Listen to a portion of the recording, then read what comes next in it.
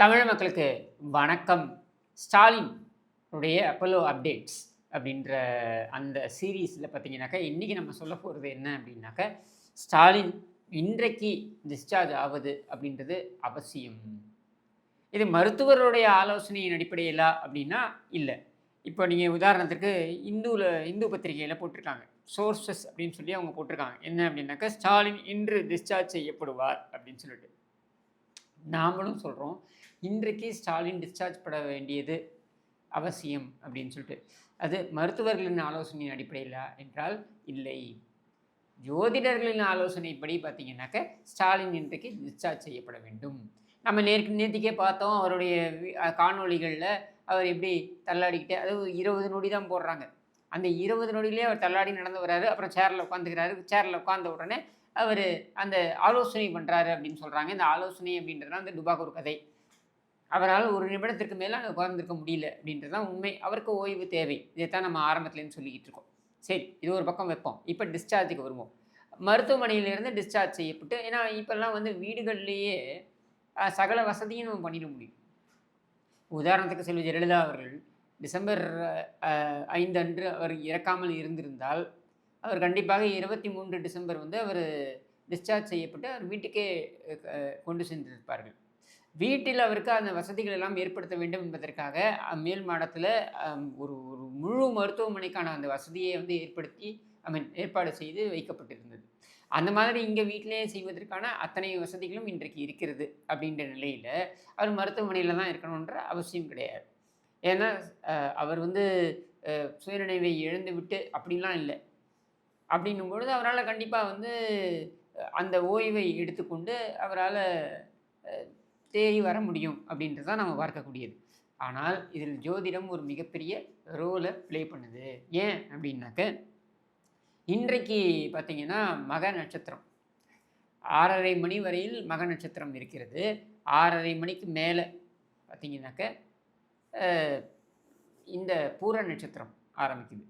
பூர நட்சத்திரம் ஸ்டாலினுடைய நட்சத்திரம். அப்போ எந்த நட்சத்திரம் தனக்கு உயிர் கொடுத்ததோ அதே நட்சத்திரத்தில் அவர் டிஸ்சார்ஜ் ஆனார்னாக்க மறுவாழ்வை பெறுகிறார் அப்படின்றது தான். இப்போ எப்படி சூப்பர் ஸ்டார் ரஜினிகாந்த் அவர்கள் வந்து மருத்துவமனையில் போயிட்டு மறுவாழ்வு பெற்று வந்தார் இல்லையா, அந்த மாதிரி ஸ்டாலின் மறுவாழ்வு பெறுகிறார் அப்படின்றதுக்கான அறிகுறியாக அந்த பூர நட்சத்திரத்திலேயே அவர் டிஸ்சார்ஜ் ஆனார்னாக்க அவருக்கு அந்த மறுவாழ்வு கிடைத்ததாக எடுத்துக்கொள்ளப்படும் அப்படின்னு நம்பப்படுகிறது. ஸோ அந்த அடிப்படையில், ஏன்னா இப்போ துர்கா மேடம் இருக்காங்க இல்லையா, அவங்க வந்து இந்த ஜோதிடர்கள்லாம் நிறைய கன்சல்ட் பண்ணுவாங்க. ஸோ அவங்களுக்கு அந்த அறிவுரைகளை அவங்க கொடுத்துருப்பாங்கன்னு நான் நம்புகிறேன். இதையே நான் சொல்கிறேன் அப்படின்னா, ஒன்று நல்லா புரிஞ்சுக்கோங்க.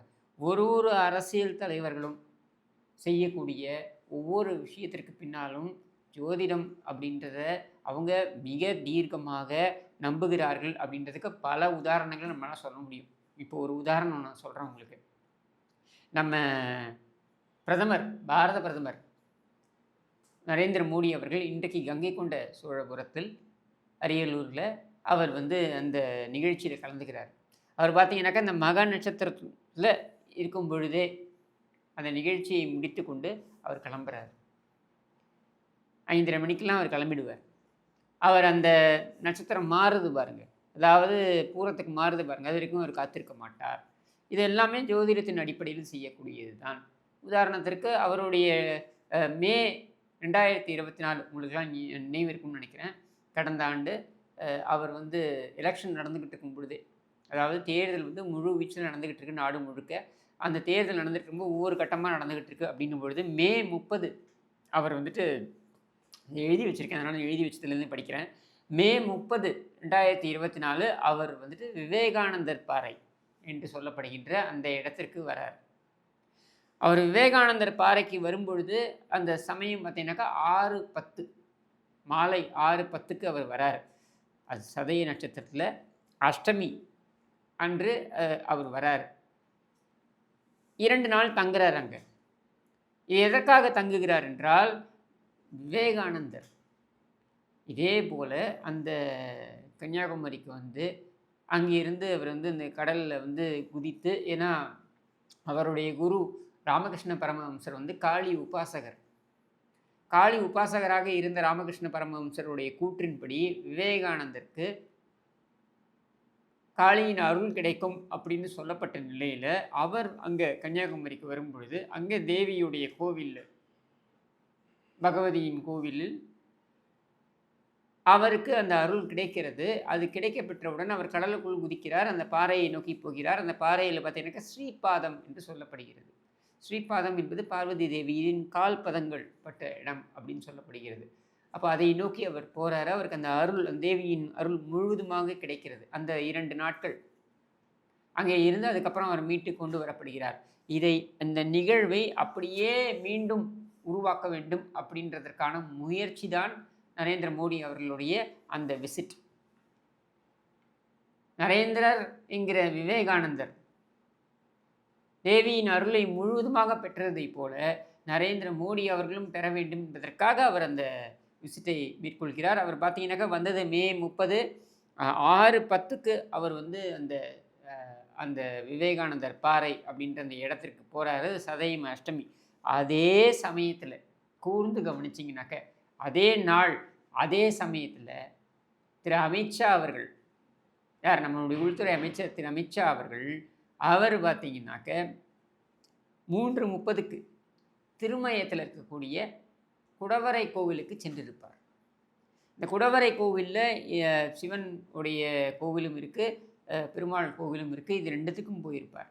ஏன் அந்த குடவரை கோவிலுக்கு அவர் செல்ல வேண்டும்? திருமயத்தில் இருக்கக்கூடிய குடவரை கோவிலுக்கு அன்றைய தினம் ஏன் அமித்ஷா அவர்கள் செல்ல வேண்டும் என்றால் அதிலும் ஒரு சூட்சமம் இருக்குது. என்னென்னா, விவேகானந்தர் அந்த பாறைக்கு செல்வதற்கு காரணமாக இருந்த மன்னர் யார் அப்படின்னாக்கா பாஸ்கர சேதுபதி. பாஸ்கர சேதுபதியின் மூதாதையர் யார் அப்படின்னா கிழவன் சேதுபதி.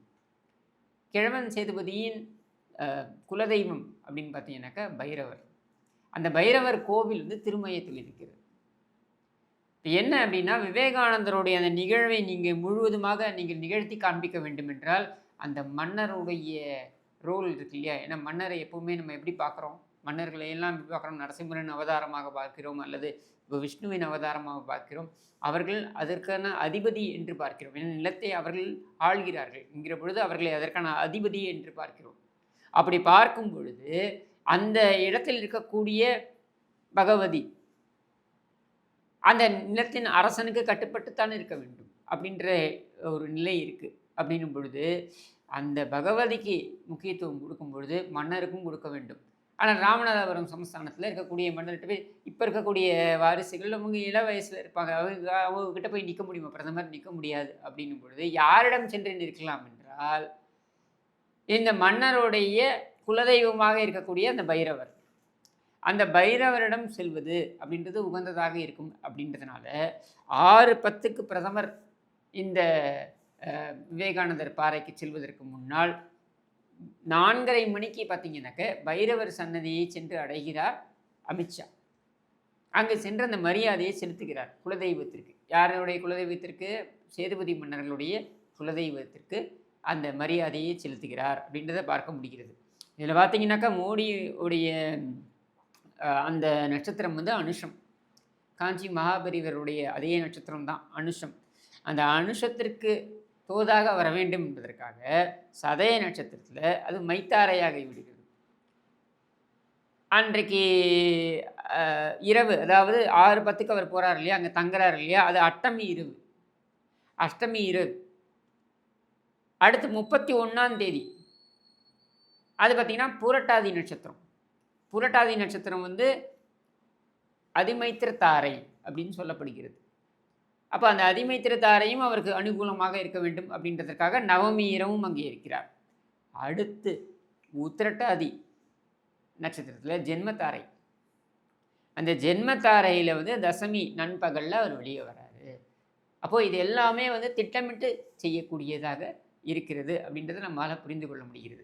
இது எதுக்காக சொல்கிறேன்னா, ஒன்று வந்து ஒரு அரசியல்வாதிகளும் அல்லது தலைவர்களும் இவர்கள் வந்து திட்டமிட்டு இதை வகுக்கிறார்கள் அவர்களுடைய செயல்பாடுகளை. இதை மேல் பூச்சாக்க நம்ம பார்க்குறதெல்லாம் நம்ம வெளியிலேருந்து பார்க்குறோம், இது இப்படி தான் அப்படி தான் அப்படின்ட்டு. அப்படி கிடையாது. உதாரணத்திற்கு நம்ம உதவாநிதி வந்து ஒரு படத்தில் நடித்தாப்புல. அந்த படத்தில் பார்த்தீங்கன்னா, ஏன்னா உதவாநிதியோட நட்சத்திரம் வந்து மிருகசீரிஷம். இந்த மிருகசீரிஷ நட்சத்திரத்திற்கு தாரை பார்த்தீங்கன்னாக்க அந்த பிரத்யோகம் தேவைப்படுது. அது பிரத்யோகம் தேவைப்படுதுன்னா கேட்டை நட்சத்திரத்தோடைய அருள் தேவைப்படுகிறது என்கிற பொழுது, கேட்டை நட்சத்திரத்தின் அதிபதி யார்? வராகம். வராகம் கேட்டை நட்சத்திரத்தோட அதிபதியாக இருக்கும் பொழுது, அப்போது அந்த பன்றி அந்த உருவை வந்து அவர் தன் அருகில் வைத்து கொள்ள வேண்டும் அப்படின்னு இருக்குது. அதனால தான் அதை வைத்து கொண்டிருக்கும் வைப்பது போலவே அந்த படம் முழுக்க நடிச்சிருப்பார். இன்னும் பார்த்தீங்கன்னாக்கா நிறைய இடங்களில் அந்த சிலையை பக்கத்துலேயே வச்சுருப்பார். இந்த பன்றியுடைய சிலையை நிறைய இடங்களில் வச்சுருப்பார். ஏன்னா கேட்டையுடைய உருவம் வந்து வராகம். இப்படி நிறைய விஷயங்கள் இதுக்குள்ளே இருக்குது. இதெல்லாம் ஏன் சொல்கிறேன்னா, துர்கா ஸ்டாலின் மேடத்திற்கு எல்லாமே தெரியும். இதையெல்லாம் அவர்கள் தாரையை பார்த்து மட்டுமே அவர்களுடைய ஒவ்வொரு செயல்களையும் அவர் செய்கிறார். அவருடைய புத்தக வெளியீட்டிலேருந்து அத்தனையும் அப்படி தான் செய்கிறாங்க. அப்படின்னும் பொழுது ஸ்டாலினை டிஸ்சார்ஜ் செய்வது, வீட்டுக்கு கொண்டு வருவது அப்படின்றதையும் அவருடைய ஜென்ம நட்சத்திரத்திலேயே செய்வது அப்படின்றது தான் அவருக்கு மறுவாழ்வு கொடுப்பது போல இருக்கும் என்பதற்காக அதை செய்வாரா அப்படின்றத இன்னைக்கு பார்ப்போம் என்று எதிர்பார்த்து விடைபெறுகிறேன். நன்றி, வணக்கம்.